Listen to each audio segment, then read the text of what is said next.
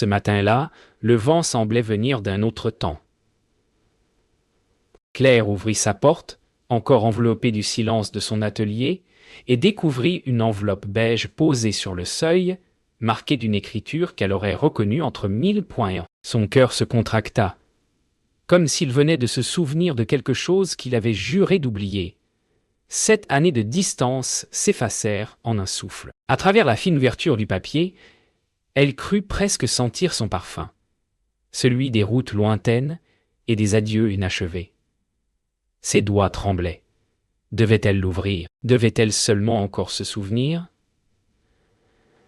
Dans le reflet de la vitre, son propre regard lui sembla celui d'une étrangère, une femme qui, malgré les années, n'avait jamais vraiment cessé d'aimer. Les mots de la lettre dansaient sous ses yeux comme des fantômes éveillés. Adrien écrivait qu'il revenait à Saint-Lys pour un projet, pour quelques semaines seulement. Rien d'autre, ni excuse, ni explication. Claire sentit un mélange d'irritation et d'attente, un tumulte qu'elle croyait éteint. L'atelier lui parut soudain trop étroit, saturé de souvenirs qu'elle avait repeints sans jamais les effacer. Elle ferma la lettre, posa sa main sur son cœur et comprit que le passé, lui, n'avait jamais vraiment quitté ses murs. Pour fuir le tourbillon de pensées, Claire sortit marcher. Le vent portait cette odeur de sel et de varech qu'elle associait à leurs étés perdus. Chaque pas la ramenait à lui, à leur rire, à leurs promesses murmurées sous la pluie.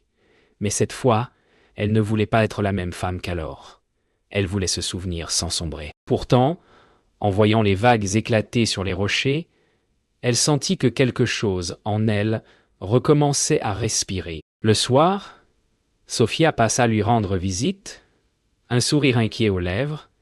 Claire tenta de dissimuler son trouble, mais son amie n'était pas dupe. Autour d'un verre de vin, les mots finirent par glisser. « Il revient ». Sophia hocha la tête, sans jugement, comme si elle l'avait toujours su. « Peut-être que ce n'est pas un hasard », dit-elle doucement. Claire resta silencieuse. Dans son regard, on devinait à la fois la peur et le désir, deux forces qu'elle ne savait plus distinguer. Avant de se coucher, Claire posa la lettre sur sa table de nuit. Le nom d'Adrien semblait briller faiblement sous la lumière de la lampe, comme un rappel du feu qu'elle avait essayé d'éteindre. Elle ferma les yeux, mais son esprit refusait le repos. Tout au fond d'elle, une certitude grandissait. Elle n'était pas prête pour ce retour, mais quelque chose en elle l'attendait depuis toujours. Quand le ferry accosta au port de Saint-Lys, le vent souleva un parfum d'embrun et de souvenirs. Claire n'était pas venue pour l'attendre, pourtant elle était là, sans comprendre pourquoi. Parmi les silhouettes qui descendaient, elle le reconnut immédiatement. Adrien, ses cheveux plus sombres, son regard plus profond. Mais c'était bien lui, celui qu'elle avait aimé, celui qu'elle avait haï. Un instant, leurs yeux se croisèrent. Le monde sembla s'arrêter. Puis le bruit des vagues revint, brutal. Elle détourna le regard, le cœur serré, avant qu'il ne puisse dire un mot. Adrien arriva au vieux manoir d'Élodie, perché sur la falaise, où le sel du vent s'infiltrait dans chaque pierre. L'endroit avait besoin de lui, de ses images, de son regard. Pourtant, il savait qu'en acceptant ce projet, il s'exposait à la revoir. Dans le silence des couloirs, il pensa à la lettre qu'il lui avait laissée, à tout ce qu'il n'avait pas osé écrire. Il posa son appareil photo sur une table, leva les yeux vers la mer et murmura son nom, presque comme une prière. Le dimanche suivant, Claire le croisa par hasard sur la place du marché. Le bruit des étals, les rires, les couleurs, tout sembla s'effacer à cet instant. Adrien s'approcha, hésitant. « Bonjour, Claire !» Sa voix la traversa comme une lame douce. Elle répondit, presque malgré elle. Leurs mots furent simples, trop simples pour ce qu'ils contenaient, des années d'absence condensées en quelques secondes. Quand il s'éloigna, elle resta immobile, les mains serrées contre son panier, tremblante. Le passé venait de reprendre souffle. Quelques jours plus tard, elle entra dans la galerie municipale. Une exposition de photographies locales venait d'ouvrir. En parcourant les images, son cœur se serra, certaines étaient de lui. Elle reconnut les cadrages, la lumière, la façon qu'il avait de capturer l'absence. Et là, au fond de la salle, un cliché d'elle, volé autrefois dans un moment de rire et de confiance. Elle sentit sa gorge se nouer. Tout ce qu'elle croyait effacé s'étalait maintenant aux yeux de tous. Cette nuit-là, Claire resta longtemps éveillée. De sa fenêtre, elle apercevait la lumière du manoir, là-haut, sur la falaise. Adrien devait être encore au travail, fidèle à sa solitude. Elle pensa à tout ce qu'il n'avait jamais eu le courage de dire. La pluie commença à tomber, fine, persistante. Dans ce ruissellement silencieux, elle comprit que malgré la douleur, quelque chose en elle voulait croire à nouveau. Peut-être qu'il n'était pas trop tard pour réparer ce qui avait été brisé. Un matin, Claire reçut un appel d'Élodie, la propriétaire du manoir. Elle souhaitait lui confier la restauration d'un vieux portrait découvert dans la demeure. Claire accepta, sans savoir qu'Adrien y travaillait encore. Le lendemain, elle franchit le portail rouillé, le cœur battant. Le manoir semblait figé dans le temps, respirant les secrets. Lorsqu'elle entra dans le grand salon, leurs regards se croisèrent. Aucun mot ne fut nécessaire. Dans ce silence, tout ce qu'il n'avait jamais dit vibrait, suspendu entre les murs craquelés et les années perdues. Assise devant le tableau qu'elle devait restaurer, Claire sentit Adrien derrière elle, silencieux. Elle feignit de se concentrer, mais ses mains tremblaient. « Tu n'as pas changé, » murmura-t-il. Elle leva les yeux vers lui, blessée par la douceur de sa voix. « Toi si, un silence, lourd, suivi d'un souffle partagé. » Elle vit alors une fine cicatrice sur son poignet, trace d'un passé qu'elle ne connaissait pas. « Tu as eu mal ?» demanda-t-elle. Il détourna le regard. « Pas autant que de partir. » Les mots tombèrent, simples, dévastateurs. Plus tard, ils marchèrent ensemble jusqu'à la falaise. Le vent était fort, le ciel lourd. Adrien lui parla de ses voyages, des visages rencontrés, des regrets qu'il avait photographiés à défaut de les comprendre. Claire écoutait, silencieuse, les yeux sur la mer. « Tu aurais pu rester, » dit-elle enfin.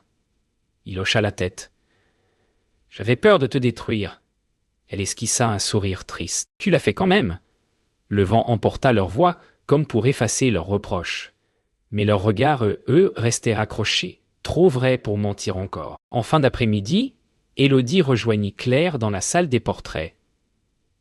Elle parla d'Adrien avec bienveillance, évoquant la solitude qu'il portait depuis son retour. « Il t'a beaucoup cherché, tu sais, » dit-elle doucement. Claire resta muette, surprise, déstabilisée. Tout ce temps, elle avait cru qu'il l'avait oubliée, alors qu'il n'avait jamais cessé de la suivre à distance, à travers les traces qu'elle laissait, une exposition, une signature, une photo de presse. Le passé prenait soudain une forme nouvelle, celle d'un amour perdu, mais jamais éteint. Le soir, la pluie battit contre les fenêtres du manoir. Claire resta seule dans la grande salle, observant le reflet des éclairs sur le verre. Elle pensa à lui, à leurs blessures mêlées. Puis, sans bruit, Adrien entra. Ils restèrent à quelques mètres l'un de l'autre, sans oser parler. L'orage couvrait tout. Enfin, il fit un pas vers elle, puis un autre. « Je n'ai jamais su t'oublier, » dit-il, la voix brisée. Elle ferma les yeux. Une larme roula, indistincte de la pluie. Une coupure de courant plongea le manoir dans l'obscurité.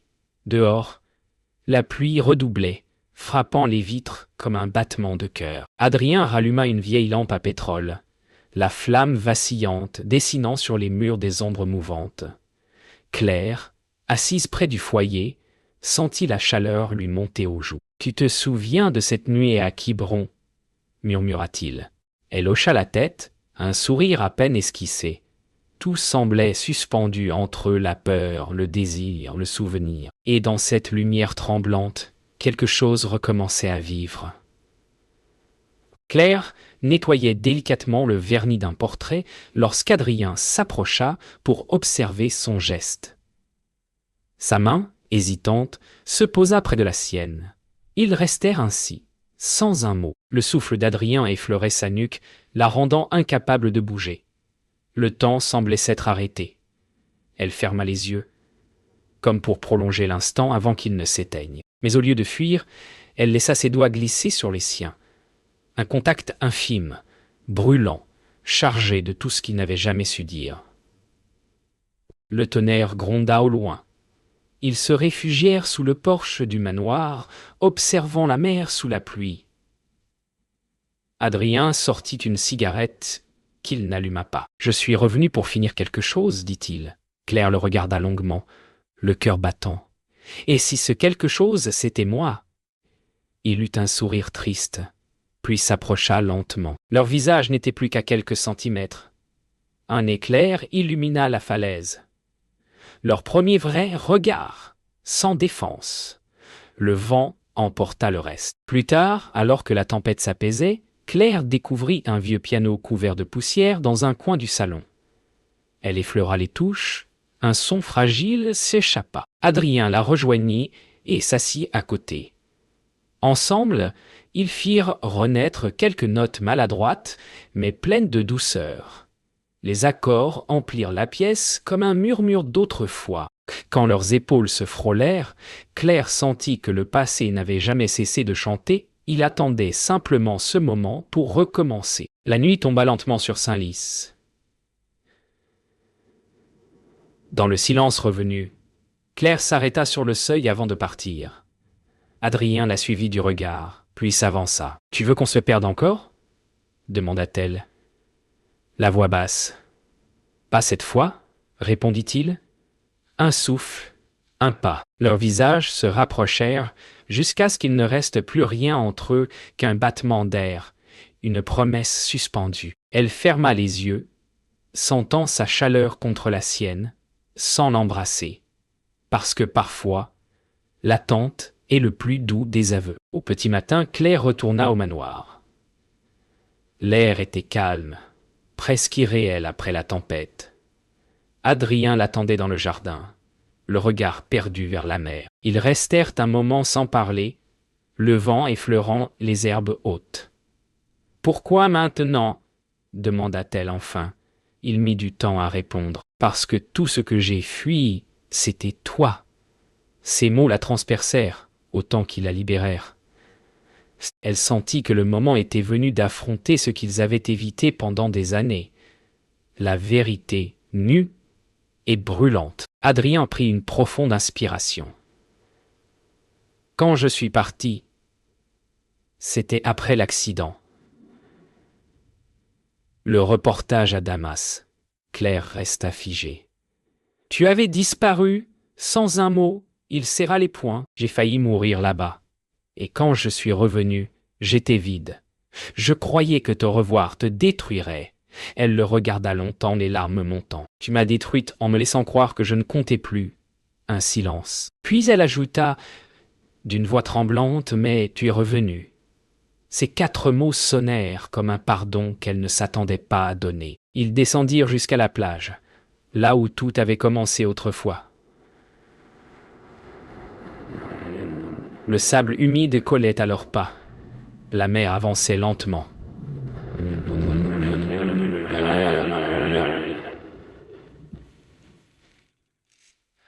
Adrien lui montra un petit carnet noir, usé par le... « Je t'ai écrit chaque année. » Elle le prit, émue.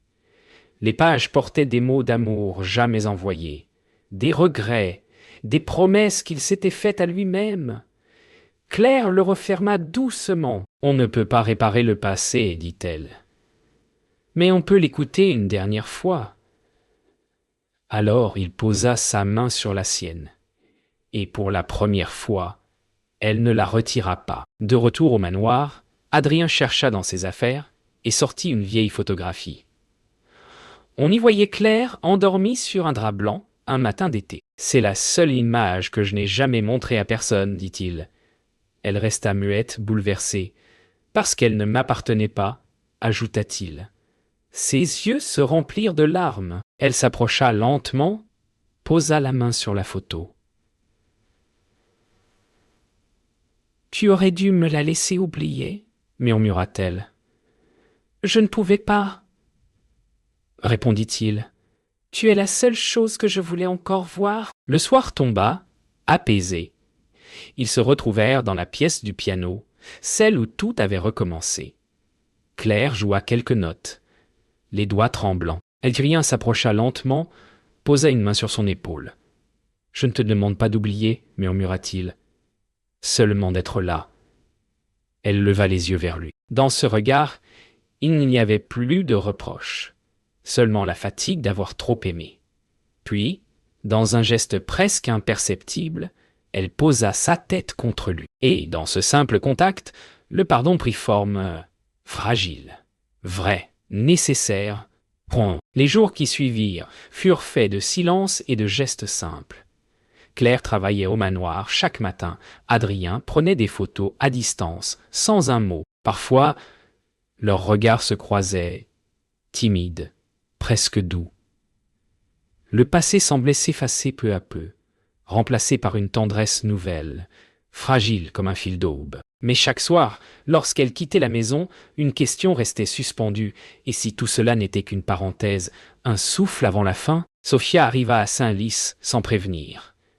Elle trouva Claire différente, apaisée, mais ailleurs. Autour d'un café, elle osa la question que Claire redoutait.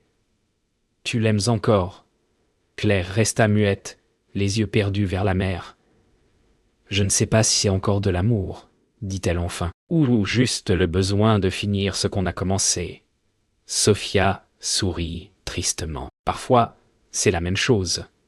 Ces mots résonnèrent longtemps, bien après le départ de son amie, comme une vérité qu'elle n'osait pas encore admettre. Le lendemain, Adrien lui annonça qu'il repartait. Son projet au manoir touchait à sa fin. « Je ne veux pas te retenir, » dit-il simplement. Elle sentit son cœur se serrer, mais ne répondit pas. Dans le silence qui suivit, un oiseau chanta quelque part dehors, inconscient de la fin qui s'approchait. « Tu pourrais rester » finit-elle par murmurer. Il sourit, fatigué. « Seulement si tu veux que je reste. » Elle baissa les yeux. Le choix était là, entre eux, invisible et brûlant. Élodie avait insisté pour organiser un dîner avant le départ d'Adrien. La table était dressée simplement, quelques bougies vacillantes. Les rires d'apparence légère dissimulaient la nostalgie. Claire observait Adrien parler, rire, détourner parfois le regard vers elle. Dans le reflet des verres, elle vit leur histoire entière, le manque, la douleur, et ce lien qu'aucune distance n'avait su briser. Quand leurs mains se frôlèrent sous la table, elle sut que le moment du choix approchait, celui qui déciderait du reste de sa vie. Après le dîner, Claire sortit sur la terrasse. Le vent sentait le sel et la nuit. Adrien la rejoignit, sans un mot. « Tu vas partir, dit-elle. »« Oui, et si je te disais de rester ?» Il s'approcha, le regard fixe. « Alors je resterai. » Leur visage n'était plus qu'un souffle l'un de l'autre. Elle hésita une dernière fois, puis laissa tomber ses défenses. « Reste. » Il ferma les yeux, soulagé, presque tremblant. Et quand il rouvrit les paupières, il sut qu'il venait de trouver, enfin, son port d'attache. Le matin se leva sur Saint-Lys dans une lumière d'argent. Le vent avait cessé, la mer dormait. Claire se réveilla dans la maison silencieuse. Une paix étrange au creux du vent. Elle descendit jusqu'à la plage, les pieds nus sur le sable froid. Derrière elle, Adrien la suivait, son pas léger, presque timide. Ils ne dirent rien. Le monde semblait nouveau, lavé de toute douleur. Quand il posa sa main dans la sienne, elle sut que tout ce qu'ils avaient traversé, les départs, les regrets, les silences, les avaient conduits à cet instant précis, celui où le passé devenait enfin un commencement. Quelques jours plus tard, Claire reprit son travail à l'atelier. La lumière entrait en oblique, caressant les toiles et les cadres anciens.